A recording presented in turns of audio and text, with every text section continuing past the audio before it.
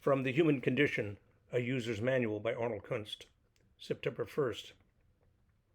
Let me never fall into the vulgar mistake of dreaming that I am persecuted whenever I am contradicted. Ralph Waldo Emerson. At just the right time, timing in politics is everything, isn't it? Teddy Roosevelt, who already had a political career launched, who had already spent 2 years in the Badlands of the Dakota Territory, volunteered for active duty when the Spanish-American War broke out. He was commissioned a colonel and formed the famous Rough Riders. It included an odd assortment indeed. His Dakota cowboy friends, as well as Irish cops and his upper-class Eastern establishment cronies, and led them on the famous and well-publicized charge up San Juan Hill. That charge, unlike much of what took place in that murky 4-month war, was a simple, clean victory. Largely because of the good press he got from the Hearst newspaper chain, Roosevelt caught the attention of President McKinley, who selected him as his vice presidential running mate as he sought re-election in 1900. A few short months after that election, President McKinley was assassinated, and Theodore Roosevelt became, at age 42, the youngest president in American history. He was called, with considerable justification, a steam engine in trousers. He relished his time in the White House. He even won the Nobel Peace Prize for brokering a peace treaty at the end of the Sino-Russian War of 1905. One commentator at the time described him as, quote, the most effective herder of emperors since Napoleon, unquote.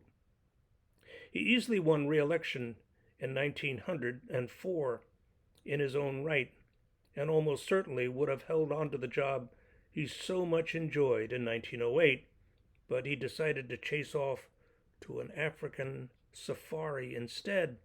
So he bestowed the job that was clearly his to bestow on his good friend and Secretary of War, William Howard Taft. Then everything changed.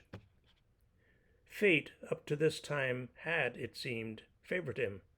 Now, it seemed, fate turned on him. Think tides coming in, tides going out.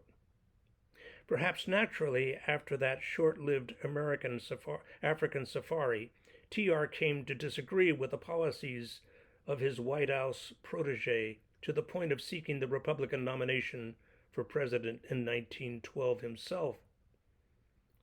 Actually, it's hard to imagine him sitting idly by, as anybody but himself occupied that particular job.